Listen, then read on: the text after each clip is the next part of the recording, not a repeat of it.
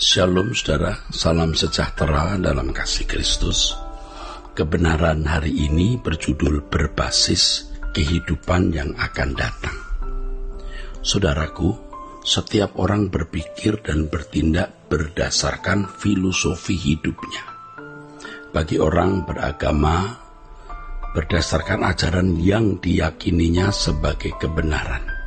Kebenaran yang diyakini melahirkan berbagai model atau gaya hidup.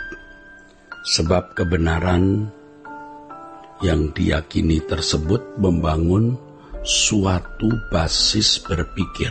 Basis artinya asas, dasar. Kalau dalam dunia militer, basis menunjuk pangkalan tempat pasukan atau tentara mulai melakukan operasi menggempur musuh atau bertahan menghadapi serangan musuh. Basis biasanya merupakan tempat di mana ada gudang persenjataan dan persediaan logistik serta tentara dikumpulkan. Adapun berbasis artinya menjadikan sesuatu sebagai basis, artinya sebagai pijakan dalam berpikir.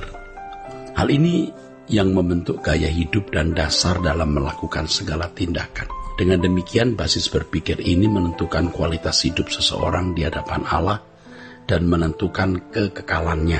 Ada dua basis berpikir dalam kehidupan manusia. Pertama, basis berpikir pada kehidupan di dunia hari ini, di bumi.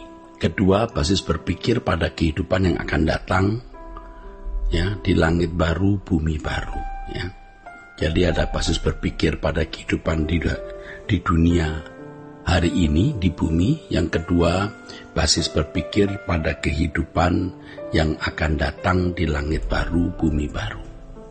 Saudaraku, bagi orang percaya atau umat pilihan, harus menentukan atau memilih satu dari dua pilihan.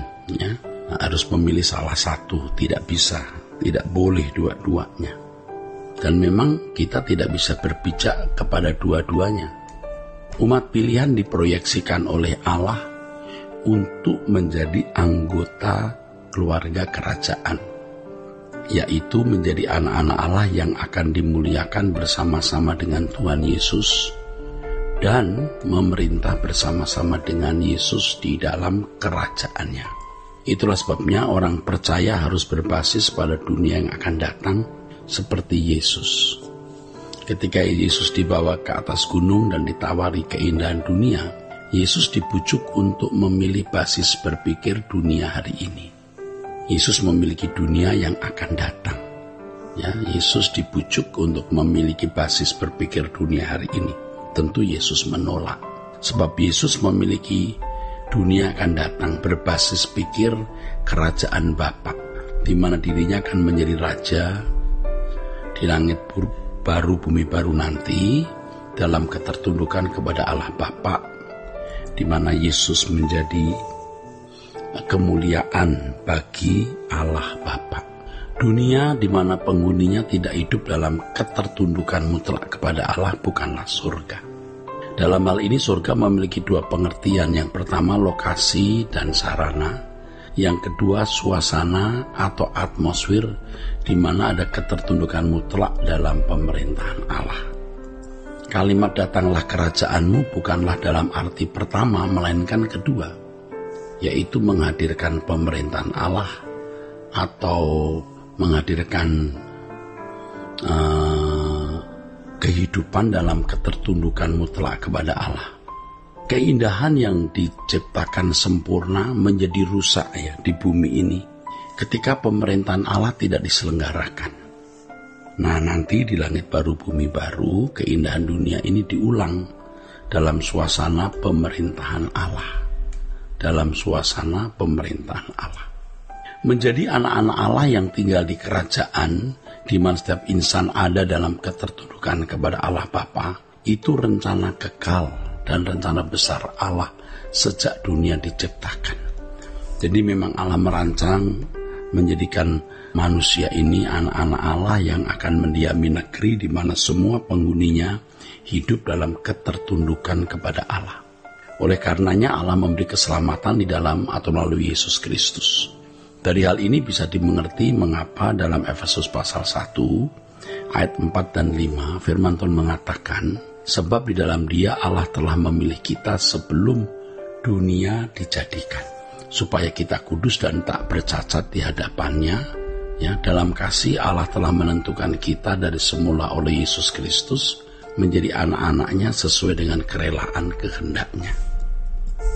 Nah, saudaraku, pada umumnya agama-agama dan kepercayaan masih berbasis pada kehidupan hari ini di bumi. Ya, walaupun tentu saja kehidupan di surga juga menjadi pengharapan setelah mati. Tetapi pada dasarnya tidak menjadi basis berpikir satu-satunya. Paling tidak mereka berjejak pada dua basis tersebut. Hidup di bumi, di dunia hari ini, dan nanti kalau mati di surga. Tentu saja ada sebagian mereka yang berbasis di dunia akan datang. Ya, ada juga agama yang berbasis di dunia yang akan datang. Tapi tidak memiliki kejelasan seperti yang Alkitab Perjanjian Baru kemukakan. Seperti misalnya agama Yahudi yang berbasis pada dunia hari ini. Orientasi kehidupan mereka masih terletak di dunia. Kehidupan keberagaman bangsa Israel masih berbasis pada dunia ini, di bumi ini. Itulah sebabnya mereka mempersoalkan bagaimana memiliki tanah yang berlimpah susu dan madu, memiliki kejayaan, kerajaan yang jaya, maksudnya kelimpahan materi, dan segala sesuatu yang masih berorientasi pada pemenuhan kebutuhan jasmani. Namun demikian juga ada harapan di balik kubur, mereka bisa menikmati kehidupan yang lebih baik atau surga. Ketika Yesus berkata, carilah dahulu kerajaan Allah dan kebenarannya, sebenarnya maksud perkataan Yesus tersebut adalah bahwa orang percaya harus berbasis pada kehidupan di dunia yang akan datang. Sebelum mengucapkan kalimat ini, Yesus berbicara mengenai fokus atau orientasi hidup. Yesus berkata, kumpulkan harta di surga, bukan di bumi. Sebab di mana ada hartamu, di situ hatimu berada. Artinya Tuhan mengendaki orang percaya itu menyeberangkan hatinya. Menyeberangkan hatinya dari bumi ini ke langit baru, bumi baru. Sebelum meninggal dunia. Sehingga basis berpikirnya memang hanya dunia yang akan datang. Sama sekali bukan dunia hari ini di bumi ini. Ucapan Tuhan Yesus jelas kok. Jangan mengumpulkan harta di bumi, jangan.